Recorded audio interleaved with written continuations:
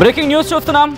ఇంకా మోంతా తుఫానుకు సంబంధించి ఆ ప్రభావం ఇంకా పూర్తిగా తొలగిపోనే లేదు.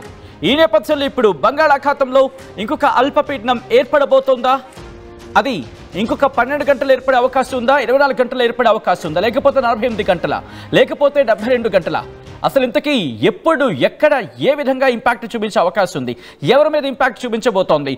మోంతా తుఫానుకు సంబంధించి మాట్లాడుకుంటున్న క్రమంలో ఇంకా ఆ మోంతాకు సంబంధించిన ఆ విలయం మరిచిపోకముందే ఇంకొక అల్పపీడనం ప్రభావం చూపించబోతోందా? అది ఏపీ తీరాన్ని తాకే అవకాశం ఉందా? ప్రస్తుతం దీనికి సంబంధించిన చర్చ జరుగుతుంటోంది. ఈ ఆందోళన ప్రస్తుతం కలిగిస్తోంది. ఇది మోంతా 2.0గా ఉండబోతుందా? ప్రస్తుతం దీనికి సంబంధించిన అనుమానాలు బలపరిచేలాగే ఉంది ప్రస్తుత పరిస్థితి. అయితే ఇది మిమ్మల్ని భయపెట్టడానికి, మిమ్మల్ని భయభ్రాంతులకు గురి చేయడానికి కాదు. మిమ్మల్ని భయపెట్టే ఉద్దేశం, మిమ్మల్ని భయభ్రాంతులకు గురి చేసే ఉద్దేశం, కలవరపరిచే ఉద్దేశం ఆర్టీవీకి లేదు. కానీ ఇటువంటి కథనాలు చూసినప్పుడు కాస్త కలవరపడే అవకాశం ఉంటుంది. కాబట్టి దీనికి సంబంధించిన జాగ్రత్తలు తీసుకోవాలని ఆర్టీవీ సూచించడం జరుగుతోంది.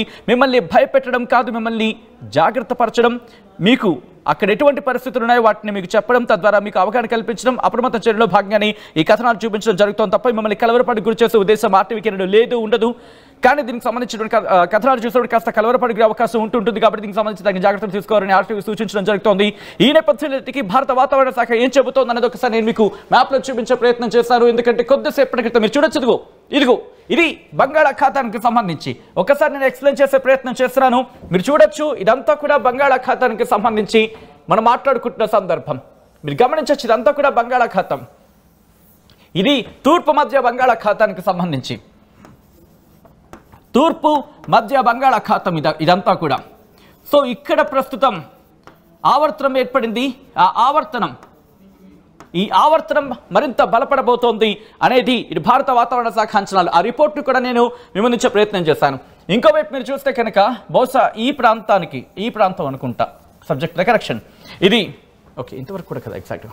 సో మీరు చూస్తే ఇదిగోండి ఈ ప్రాంతం ఒకసారి గమనించండి. మోంతా తుఫానికి సంబంధించి పూర్తిగా ఇంతవరకు కాకపోవచ్చు, బట్ ఇదిగో ఇది మీకు క్లియర్ కట్గా ఉంది.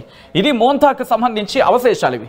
దాంతోపాటు మీరు గమనిస్తే ఇక్కడ అరేబియా సముద్రానికి సంబంధించి ఇదంతా కూడా అరేబియా సముద్రంలో ఏర్పడిన ఆ అల్పపీడనానికి సంబంధించి ప్రస్తుతం దాని పరిస్థితి మీరు చూడొచ్చు. సో ఇంపాక్ట్ మీరు చూడొచ్చు. ఒక పక్క బంగాళాఖాతం, మరోపక్క అరేబియా సముద్రంలో ఏర్పడిన ఆ వాతావరణం, ఆ తర్వాత ఇటు మోంతా తుఫానికి సంబంధించి మాట్లాడుకుంటున్న పరిస్థితి. ఈ క్రమంలో ఇప్పుడు అల్పపీడనం ఏర్పడే అవకాశం ఉందా? ఎటువంటి పరిస్థితులు ఉన్నాయి? ఇప్పటికే దాని ఇంపాక్ట్ మనకి కనిపిస్తున్న సందర్భం. మరీ ముఖ్యంగా భారత వాతావరణ శాఖ ఏమంటుందనేది ఎటువంటి ఆలస్యం చేయకుండా రిపోర్ట్ని నేను నేరుగా మీకు చూపించబోతున్నాను. ఇదిగోండి, ఇది భారత వాతావరణ శాఖ ఇచ్చిన రిపోర్ట్ని. ఆ రిపోర్ట్ని మీరు చూస్తే కనుక ఇక్కడ మెన్షన్ చేసింది కాస్త హైలైట్ చేసి చూపించే ప్రయత్నం చేస్తాం. ఇదంతా కూడా ఇటు అరేబియా సముద్రానికి సంబంధించి, దాంతోపాటు ఇటు గుజరాత్ తీరానికి సంబంధించి మాట్లాడుకున్న సందర్భం. ఇదంతా మీరు చూడొచ్చు అరేబియా సముద్రానికి సంబంధించి అల్పపీడనం గురించి మాట్లాడుకుంటున్న సందర్భం. ఇక్కడ ఇదిగో under the influence of the upper air cyclonic circulation over south Myanmar coast and joining north Andaman sea, heavy rainfall at isolated places likely over Andaman and Nicobar Islands on 1st and 2nd November 2025. అంటే బంగాళాఖాతానికి సంబంధించి మాట్లాడుకున్న సందర్భం. ఇక్కడ an upper air circulation over south Myanmar coast and joining north Andaman Sea, అంటే బంగాళాఖాతానికి సంబంధించి Andaman నికోబార్లో November 1న 2 భారీ వర్షాలు పడే అవకాశం ఉందని చెప్పి. రిమెంబర్, ఇది బంగాళాఖాతానికి సంబంధించి మాట్లాడుకున్న సందర్భం. అంటే ఇటు థాయిలాండ్ ఉంటుంది, ఇటు అండమాన్ నికోబార్ దీవులు ఉంటాయి. ఇటువైపు వస్తే కనుక మన భారతదేశానికి సంబంధించి కోస్టల్ ఏరియా ఉంటుంది. ఇటు బంగాళాఖాతం అంటే బే ఆఫ్ బెంగాల్కి సంబంధించి కోస్టల్ ఏరియాకి సంబంధించి మాట్లాడుకుంటున్న క్రమంలో. సో ఈ నేపథ్యంలో ఇటు భారత వాతావరణ శాఖ ఇప్పటికే అలర్ట్స్ని ఇచ్చింది. మీరు చూడొచ్చు, ఇదిగోండి ఇక్కడ మీకు క్లియర్గా కనిపిస్తుంది కదా. ఇది ఎప్పటికెలా డెవలప్మెంట్ కాబోతుంది అనేది ఇక్కడ క్లియర్గా మెన్షన్ చేస్తుంది. మీరు చూడొచ్చు, and upper air cyclonic circulation, ఉపరితల ఆవర్తనం ఇటు south Myanmar coast joining north Andaman sea and extends up to middle tropospheric levels under its influence a low pressure area. ఇదిగో ఇదే ఉపరితల అల్పపీడనానికి సంబంధించి, లో ప్రెషర్ అంటే అల్పపీడనానికి సంబంధించి మాట్లాడుకుంటున్న పరిస్థితి. ఒక అల్పపీడనం ఏర్పడబోతోంది. ఎప్పుడు అల్పపీడనం ఏర్పడబోతోంది? మీరు చూస్తే కనుక ఈ సైక్లోనిక్ సర్క్యులేషన్ అంటే ఆవర్తనం, ఉపరితల ఆవర్తనం. ఇది ఉపరితల ఆవర్తనం అని రాసే ప్రయత్నం చేస్తాం. ఇక్కడ ఒక ఉపరితలం ఆవర్తనం ఇప్పుడు బలపడబోతోంది. మరి ముఖ్యంగా ఇది అల్పపీడనంగా ఏర్పడే అవకాశం ఉంది east central Bay of Bengal. ఇదిగోండి నేను మీకు ఇందాక చెప్పాను గుర్తుందా, ఈస్ట్ సెంట్రల్ తూర్పు మధ్య బంగాళాఖాతం, తూర్పు మధ్య బంగాళాఖాతంలో ఏర్పడబోతోందంటూ చెప్పుకొచ్చిన సందర్భం.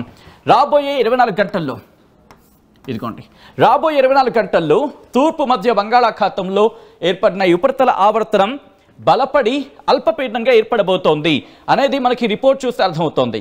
సో ఈ క్రమంలోనే ఎటువంటి పరిస్థితులు ఉండబోతున్నాయి అనేది ఆ రిపోర్ట్ని కంటిన్యూ చేసి నేను మీకు చూపించే ప్రయత్నం చేస్తాను. ఇక్కడ మీరు గమనిస్తే కనుక ఇప్పటికే బే ఆఫ్ బెంగాల్కి సంబంధించి ఇదిగోండి మత్స్యకారులకు fisherman warning and fishermen are advised not to venture into the following areas during 1st November to 6th November. 1వ తారీఖు నవంబర్ 1 నుంచి 6వ తారీఖు వరకు కూడా ఇటు మత్స్యకారులు ఎవరు ఈ ఏరియా అంటే ఈ ప్రాంతాలకు సంబంధించి ఈ డేట్స్లో వేటకు వెళ్ళొద్దంటే ఇక్కడ హెచ్చరికలు జారీ చేస్తున్న పరిస్థితి మీరు చూడొచ్చు. అండమాన్ సీ అంటే అండమాన్ సముద్రంలో 1వ తారీఖు నుంచి 6వ తారీఖు వరకు, అలాగే eastern parts of east central Bay of Bengal తూర్పు మధ్య బంగాళాఖాతంలోని తూర్పు ప్రాంతానికి సంబంధించి. రిమెంబర్ బంగాళాఖాతం అంటే తూర్పు మధ్య బంగాళాఖాతంలోని తూర్పు ప్రాంతానికి 2వ తారీఖున, అలాగే ఈస్ట్ సెంట్రల్ బే ఆఫ్ బెంగాల్కి సంబంధించి ఈ ప్రాంతాలకు సంబంధించి 2వ తారీఖున వెళ్ళొద్దంటూ చెప్తోంది. దాంతోపాటు joining north east Bay of Bengal, north east అంటే బే ఆఫ్ బెంగాల్కి సంబంధించి ఈశాన్యం, ఎందుకంటే ఈ ప్రాంతం నార్త్ ఈస్ట్ అంటే ఈశాన్య బంగాళాఖాతానికి సంబంధించి 3వ తారీఖున వెళ్ళొద్దంటూ చెప్పుకొస్తుంది. ఆ తర్వాత some parts of east central Bay of Bengal on 4th November 4వ తారీఖున తూర్పు మధ్య బంగాళాఖాతంలోని కొన్ని ప్రాంతాలకు వెళ్ళొద్దంటోంది. హెచ్చరిక ఇన్ఫాక్ట్ వార్నింగ్ ఇస్తోంది మత్స్యకారులకు.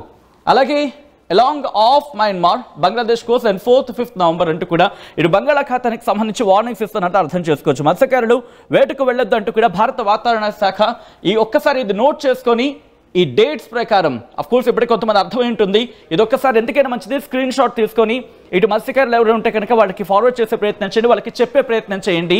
ఆయా తేదీలు ఆయా ప్రాంతాలు మొత్తం బంగాళాఖాతానికి చెప్పట్లేదు, ఇది మొత్తం బంగాళాఖాతం అని చెప్పట్లేదు కానీ ఇక్కడ ఇంట్రెస్టింగ్గా కొద్ది ప్రాంతాలు. సో ఈ నేపథ్యంలో మనం నేరుగా అలర్ట్స్కి వెళ్ళిపోయే ప్రయత్నం చేద్దాం. ఇది భారత వాతావరణ శాఖ ఇచ్చిన రిపోర్ట్. భారత వాతావరణ శాఖ ఎటువంటి రిపోర్ట్ ఇచ్చిందో మీరు చూడొచ్చు.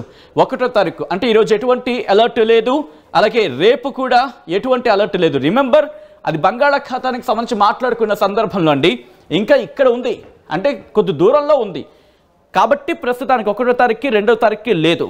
సో 3వ తారీఖు నుంచి ఇటు రిపోర్ట్ మీరు గమనిస్తే కనుక 3వ తారీఖు నుంచి మీరు గమనిస్తే ఇదిగోండి ఇది 3వ తారీఖున ఎల్లో అలర్ట్ జారీ చేసింది భారత వాతావరణ శాఖ ఆంధ్రప్రదేశ్కి. దాంతోపాటు ఇటు 4వ తారీఖున కూడా మీరు గమనిస్తే 4వ తారీఖున కూడా ఎల్లో అలర్ట్ ఉంది. ఇటు ఇంట్రెస్టింగ్ మీరు గమనిస్తే మనతో పాటు చెన్నైకి కూడా ఆంధ్రప్రదేశ్తో పాటు తమిళనాడుకి కూడా ఎల్లో అలర్ట్ జారీ చేసిన పరిస్థితి 5వ తారీఖు వరకు. అంటే 3వ తారీఖు 4వ తారీఖు 5వ తారీఖు ఐ రిపీట్ 3వ తారీఖు 4వ తారీఖు అలాగని 5వ తారీఖు ఈ 3 రోజుల పాటు ఎల్లో అలర్ట్ జారీ చేసింది భారత వాతావరణ శాఖ.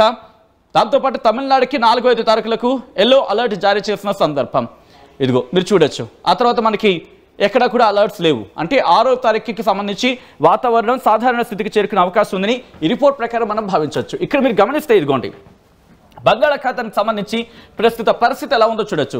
ఇదంతా కూడా మన కోస్తా తీరం, ఇక్కడ మీరు గమనించేదంతా మన కోస్తా తీరం బంగాళాఖాతానికి సంబంధించింది తీర ప్రాంతం మన భారతదేశానికి సంబంధించి. సో ఈ క్రమంలో ఒక్కసారి ఇక్కడ మీరు ప్రాంతాన్ని గమనిస్తే కనుక ఇది ఇక్కడ ఎటువంటి పరిస్థితి ఉందో మీరు గమనించవచ్చు. ఇది బంగాళాఖాతంలో ఇది అల్పపీడనంగా మారబోతోంది. రాబోయే 24 గంటల్లో అల్పపీడనంగా ఏర్పడే అవకాశం ఉంది. అంటే 24 గంటల్లో సచిన్ వర్షాలు పడిపోతాయా అంటే ఇక్కడ అంటే మనకి ఇంకా చాలా దూరంలో ఉంది. ఇది డైరెక్షన్స్ మార్చుకోవచ్చు, లేకపోతే డైవర్ట్ అవ్వచ్చు, లేదా కాస్త డైరెక్షన్స్ మార్చుకొని మన వైపు రావచ్చు.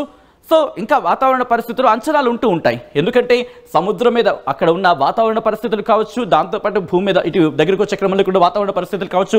ఎగ్జాంపుల్ మౌంతా తుఫానుకి సంబంధించి మాట్లాడుకునే క్రమం అండి. మీకు గుర్తుందా మౌంతా తుఫాను ఒకసారి డైరెక్షన్ కాస్త మార్చుకుని ఎన్ని డైరెక్షన్స్ మార్చుకుంది.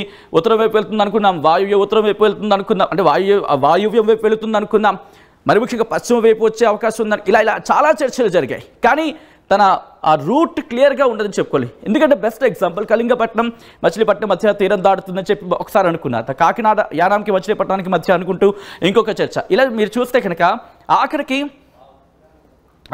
కాకినాడకు సంబంధించి కాకినాడ కాస్త దగ్గరలోనే తీరం దాటిన సందర్భం అని మనం చూసాం. సో అలా దగ్గరకు వచ్చే కొద్దీ అక్కడ వాతావరణ పరిస్థితులు దీని మీద ప్రభావం చూపించి డైవర్ట్ అయ్యే అవకాశం ఉంటుంది, లేదా డైరెక్షన్ మార్చుకునే అవకాశం ఉంటుంది. సో ప్రస్తుతానికి మాత్రం ఇది అల్పపీడనంగా బలపడే అవకాశం ఉంది అనేది వాతావరణ శాఖ అంచనా రాబోయే 24 గంటల్లో. సో అప్పుడు ఇంకొక 24 గంటల్లో దీనికి సంబంధించి పూర్తి స్థాయి క్లారిటీ వస్తుంది. ఇది అల్పపీడనంగా మాత్రమే పరిమితమయ్యే అవకాశం ఉందా, లేకపోతే ఇది కాస్త వాయుగుండంగా మారే అవకాశం ఉందా, ఆ వాయుగుండం మరింత బలపడే తుఫానుగా మారుతుందా, ఆ తుఫాను మరింత బలపడే తీవ్ర తుఫానుగా మారుతుందా, ఇవన్నీ కూడా ఒక 24 గంటల తర్వాత క్లారిటీ వచ్చే అవకాశం ఉంది. రిమెంబర్, ఇది మిమ్మల్ని భయపెట్టడానికి కాదు, మిమ్మల్ని అలర్ట్ చేయడంలో భాగంగానే చూపించడం జరుగుతుంది తప్ప దయచేసి భయపడద్దు. అండ్ ఒకవేళ అలా భయపడుతున్న వాళ్ళు ఎవరుంటే కనుక వాళ్ళకి కాస్త ఎక్స్ప్లెయిన్ చేసే ప్రయత్నం చేయండి, వాళ్ళకి అవగాహన ప్రయత్నంలో భాగంగానే చూపించడం జరుగుతుందని చెప్పే ప్రయత్నం చేయండి.